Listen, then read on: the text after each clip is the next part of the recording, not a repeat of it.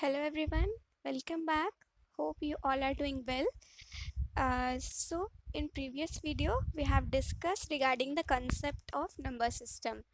Okay, so today it's a topic of class 10th fundamental theorem of arithmetic. So we will discuss this theorem today. Let's start with the theorem. As you can see on my screen, a theorem states every composite number can be expressed or factorized as a product of primes, and this factorization is unique apart from the order in which the prime factor occurs. इसका मतलब ये हुआ कि हम कोई भी हमारा composite number है. I hope आपने मेरा previous video देखा है and you know the difference between the prime and the composite number. So composite number वो होते हैं जिनके दो से ज़्यादा फैक्टर होते हैं, ठीक है, और प्राइम नंबर्स वो होते हैं जिनके सिर्फ दो फैक्टर होते हैं, एक तो वन और एक वो खुद, ठीक है. सो किसी भी कॉम्पोजिट नंबर को यानी जिसके दो से ज़्यादा फैक्टर हैं उस नंबर को हम प्राइम नंबर्स के फॉर्म में रिप्रेजेंट कर सकते हैं. इसका मतलब ये हुआ प्राइम नंबर तो हमारे बेस है, बेसिकली बेस फॉर्म कर रहे हैं कॉम्पोजिट नंबर के लिए, ठीक है. सो किसी भी कॉम्पोजिट नंबर को हम प्राइम नंबर्स के प्रोडक्ट में रिप्रेजेंट कर सकते हैं. यानी जो हमारा कॉम्पोजिट नंबर हम पढ़ते आए हैं मोर देन टू फैक्टर, ये बना किससे है? ये प्राइम नंबर से ही बना है, ठीक है. दैट्स वाई जब हम इनका फैक्टराइजेशन करते हैं या उनको एक्सप्रेस करते हैं फैक्टर करके उनका, तो वो प्राइम नंबर्स के फॉर्म में ही एक्सप्रेस होते हैं. Okay, and this factorisation unique. मान लो कोई एक नंबर है, आपने उसका प्राइम फैक्टराइजेशन निकाला, वो यूनिक होगा. मान लो जैसे एग्जांपल दिख रहा है 30, 2 इंटू 3 इंटू 5, यानी 2 इंटू 3 इंटू 5, ये जो 3 नंबर का फैक्टर है ये किसी और नंबर के लिए सेम नहीं हो सकता. ऑर्डर कुछ भी हो सकता है. जैसे 2 इंटू 3 इंटू 5 की जगह आप लिख सकते हो 5 इंटू 3 इंटू 2, या 3 इंटू 2 इंटू 5, या 5 इंटू 2 इंटू 3. एनीथिंग, ऑर्डर कुछ भी हो सकता है apart from order in which the prime factor occur, but the factorization is unique. factorization unique होगा. जैसे कि एग्जाम्पल से समझें तो देखो 30 है, एलसीएम आप सब ने बचपन से सीखा ही है, हम लोगों ने एलसीएम क्लास फिफ्थ और सिक्स से.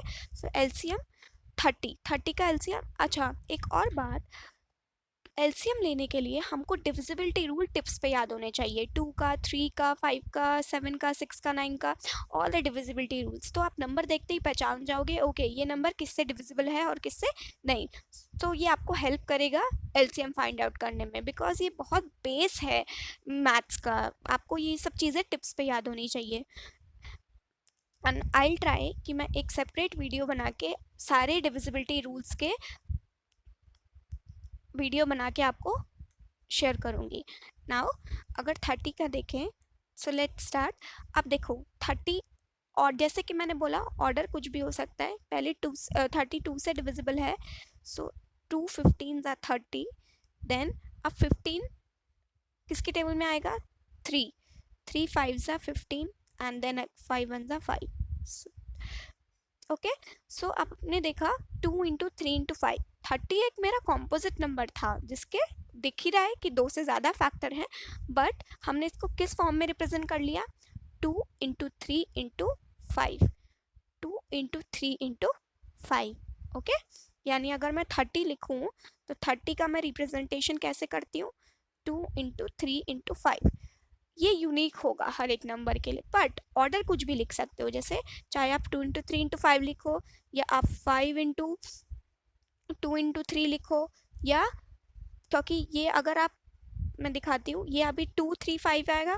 अगर आप इसका दूसरे फॉर्म में रिप्रेजेंटेशन करोगे या फिर एलसीएम लोगे तो आप ऑर्डर देखो 30. अब 30 तो मेरा 2 में भी आता है, 3 में भी आता है, 5 में भी आता है. मैं 3 ले लेती हूँ. 3 10 ज़ा 30, 2 5 ज़ा 10. अगेन आए तो वही तीन फैक्टर्स. ऑर्डर कुछ भी हो सकता है बट रहेगा 3 2 5 ही. ओके,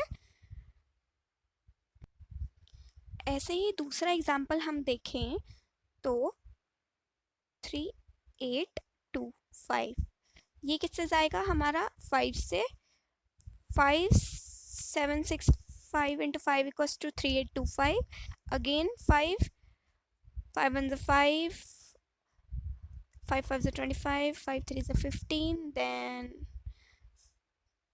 5 3, सॉरी ये 5 से नहीं जाएगा अब, ये जाएगा अब 3 से, 3 5 is 15 and 3 1 is 3, then again 3 17 over, क्योंकि अब ये 17 तो एक प्राइम नंबर है खुद, तो ये 17, ओके।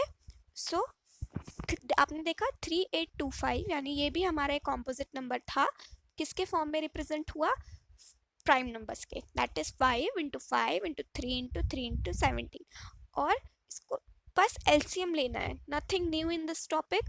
आपको उस नंबर कॉम्पोजिट नंबर का you have to take LCM, और जो भी आपको प्राइम नंबर मिलेंगे उसको प्रोडक्ट फॉर्म में लिख के you will get the answer.